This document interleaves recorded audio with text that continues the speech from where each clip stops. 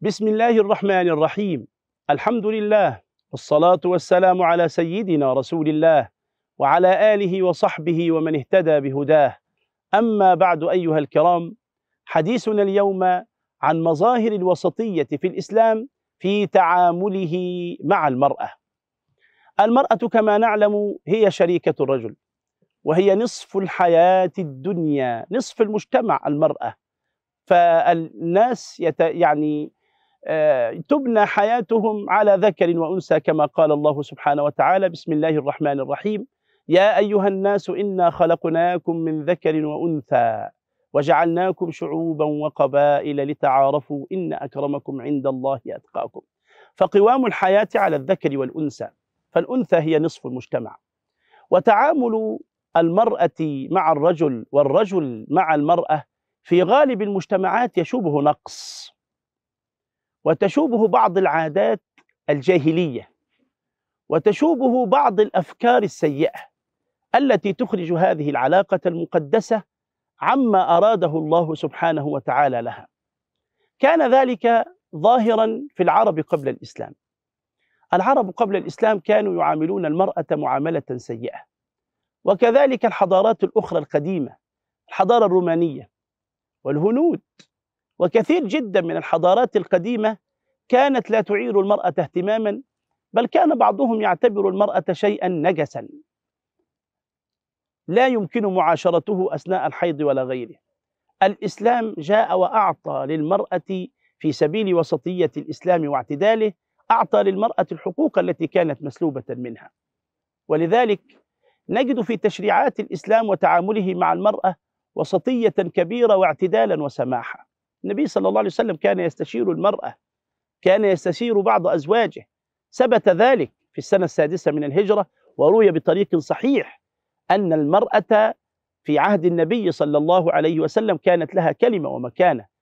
يظهر ذلك في صلح الحديبية، حينما خرج النبي صلى الله عليه وسلم وهو في صلح الحديبية وأراد أن يعتمر في مكة في السنة السادسة من الهجرة، فمنعته قريش، فاغتم الصحابة واهتموا، وأمرهم النبي صلى الله عليه وسلم أن يتحللوا، يعني أن يقصوا شعورهم ويغيروا ملابس الإحرام. فلم ينصع ولم يطع الصحابة سيدنا رسول الله صلى الله عليه وسلم في هذا الأمر. أمرهم أن يحلقوا رؤوسهم أو يقصروا، ما قام منهم أحد. فدخل النبي صلى الله عليه وسلم مغضبا إلى السيدة أم سلمة، قالت: يا رسول الله ما بك؟ قال: أمرتهم فلم يأتمروا، كادوا أن يهلكوا. فقالت: يا رسول الله، إن الناس مغضبون، يعني عندهم وتيرة لأنهم منعوا عن البيت الحرام، وهذا لم يحدث قبل ذلك في العرب أن يصد عن البيت الحرام معتمر. لكن يا رسول الله أرى أن تذهب إلى حالقك أو أن تأمر حالقك فيحلق رأسك أمام الناس أو يقصر شعرك أمام الناس، وأن تذهب أنت يا رسول الله فتغير ملابسك إلى ملابس الحل أمام الناس، فإذا رآك الناس فعلت ذلك فعلوا كما فعلت. فذهب النبي صلى الله عليه وسلم واستمع إلى نصيحة السيدة أم سلمة، أمر حالقه أن يحلق رأسه، ثم أخذ النبي صلى الله عليه وسلم ملابس الإحرام فغيرها إلى ملابس الحل، ولبس النبي صلى الله عليه وسلم ملابس الحل. تقول الرواية: فقام الصحابة يحلق أحدهم رأس أخيه حتى كاد بعضهم يقتل بعضا من شدة الغم، لكنهم ائتمروا بما أمر النبي صلى الله عليه وسلم ونفذوا أوامر سيدنا رسول الله. كان ذلك بمشورة المرأة. سيدنا رسول الله صلى الله عليه وسلم كما تقول الرواية في أول أمره صلى الله عليه وسلم وفي ابتداء الوحي، حينما نزل عليه الوحي ذهب إلى بيته. كانت هناك السيدة خديجة رضي الله عنها وأرضاها، فقال: زملوني زملوني، دثروني دثروني. فقالت السيدة خديجة بعد أن دثرته، يعني غطته بالملابس الثقيلة، وبعد أن أفاق النبي صلى الله عليه وسلم من صدمة رؤية الوحي وجبريل عليه السلام، تقول سيدة خديجة رضوان الله عليها: والله لا يخزيك الله أبدا، إنك لتصل الرحم وتعين على نوائب الدهر.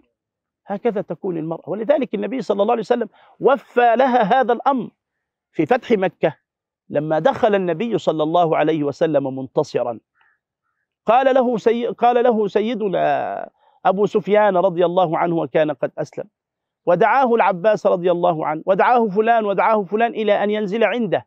قال النبي صلى الله عليه وسلم: لا، دلوني على قبر خديجة.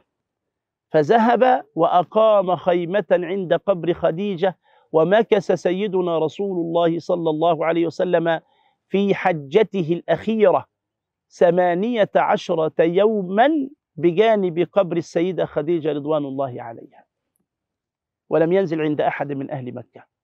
هكذا كان التعامل مع النساء أيام النبي صلى الله عليه وسلم، وهكذا كانت مكانة المرأة ووسطية الإسلام في التعامل مع المرأة.